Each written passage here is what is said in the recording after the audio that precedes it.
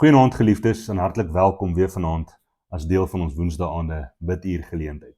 Ons is in die laaste week voordat ons Paasfees saam vier en vanaand kyk ons saam na Josua hoofstuk 21. Jy sal onthou dat ons verlede Sondag tydens die eredienste na Josua hoofstuk 20 gekyk het.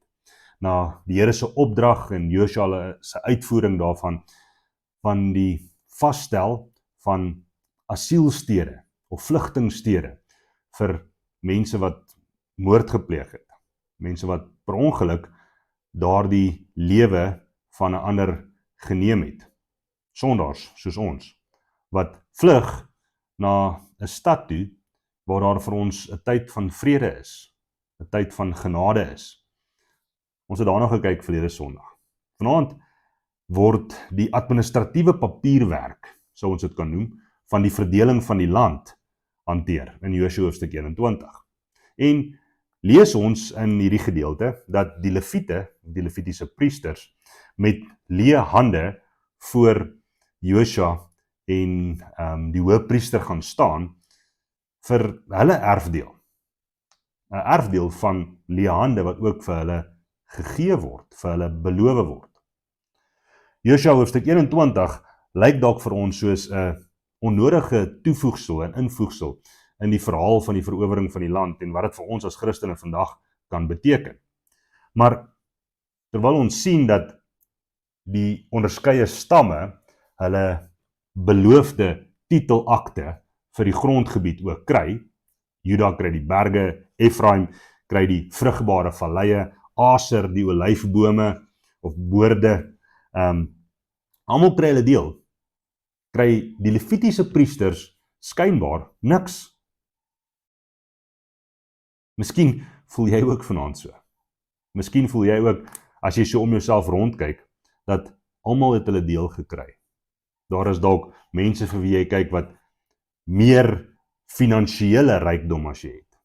Daar is dalk mense wat beter gesondheid as jy geniet. Daar is dalk mense wat sukses behaal en wie se toekoms skynbaar skitter van al die seëninge wat God aan hulle gee. En jy vra jouself dalk die vraag, maar hoekom het die Here my oorgeslaan? Het die Here my per ongeluk misgekyk of kry ek net nie 'n deel nie? Jy voel dalk soos 'n Lewiet. Ons hoor in hierdie gedeelte, en ek gaan net vir ons 3 verse lees, hoe hulle hierop reageer.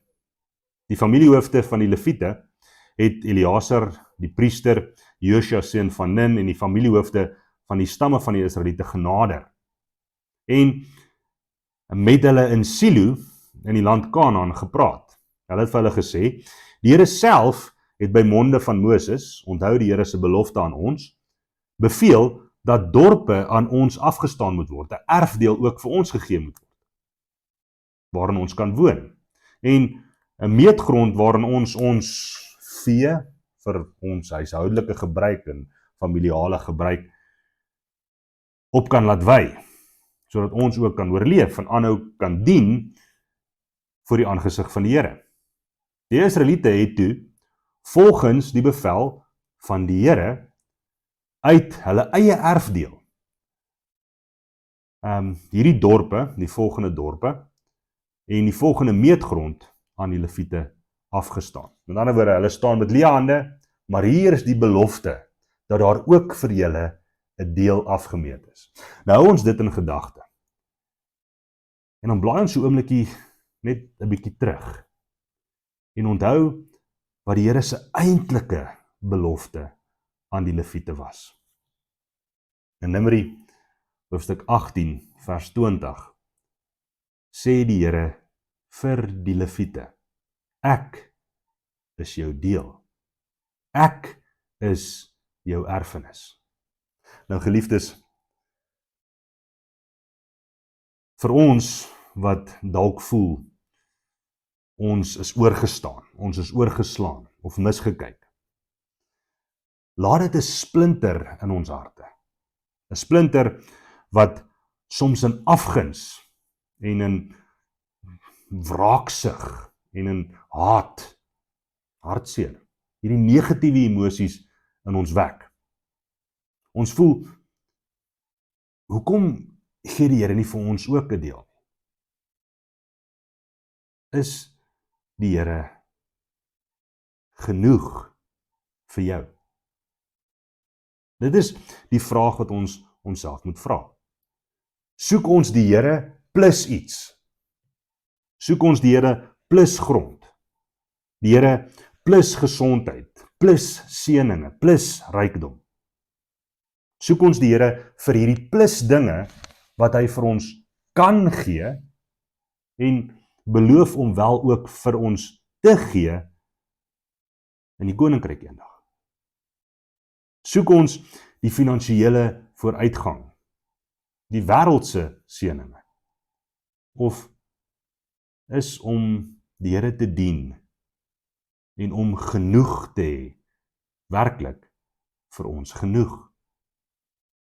In hierdie week waar ons Paasweek ingaan, dink ons dat die Here Jesus, wat die eerstgeborene was en is, wat reg het tot die volle erflating, dat hy ons mede-erfgename kom maak deur sy bloed, ons kom insluit as broers en susters van hom wat ook erf. En daardie besonderse gedeelte in Matteus, in die bergrede, wat hy juis die wat soos hy arm is en niks het nie eers 'n plek het om hulle koppe neer te lê nie, aan hulle die grootste dele uitdeel. Die koninkryk van die hemele. Daardie belofte van seëning op seëning op seëning vir die armes, die gebrokenes van hart, die wat haat verduur, die wat vervolg word vir sy naam, dat hulle die wenners is, wanneer die Here sy uiteindelike gawes uitdeel.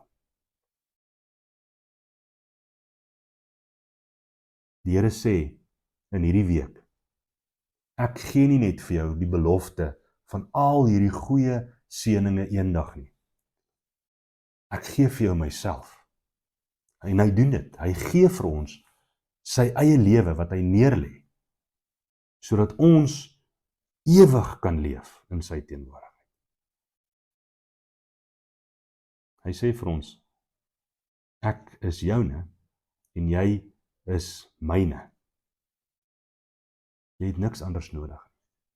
Ons moet troos vind in die wete. Ons is syne.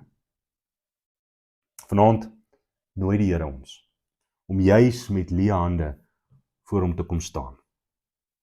Nie dit hoe weg te steek dat ons hande leeg is as ons na hom toe kom ook nie. Ons kan na hom toe kom en sê, Here, ons het niks. Maar ons vra, neem ook die splinter van afguns uit ons harte uit. Neem ook daardie gevoel van onvergenoegsaamheid weg. En herinner ons aan die eie woorde.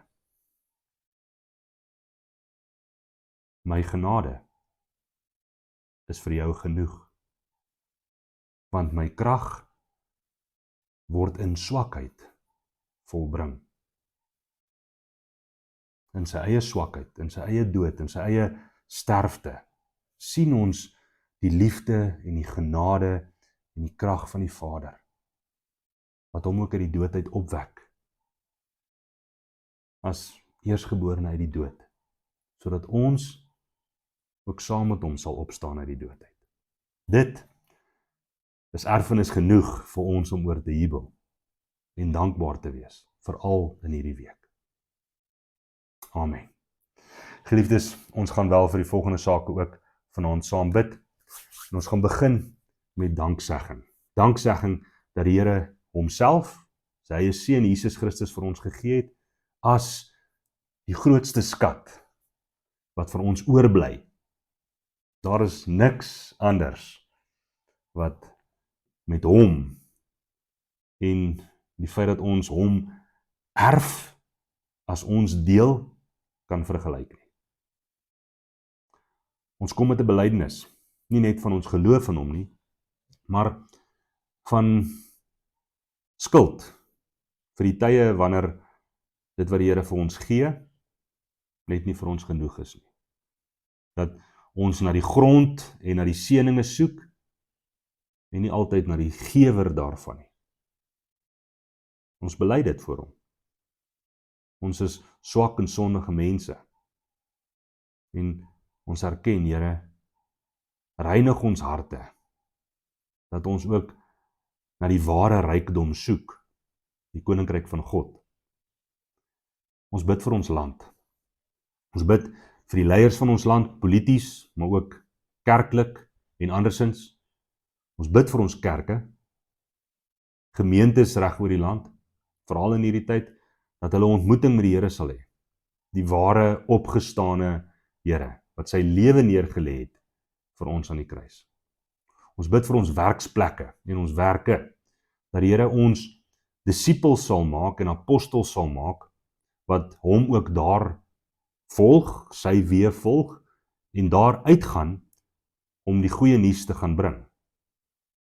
Ons bid vir ons skole, en hierdie tyd wat ons kinders en ons onderwysers so bietjie rus. Ons bid vir die wat op toere is, en dalk ver van hulle huis af is, dat die Here hulle sal veilig hou, en sal terugbring na hulle geliefdes toe.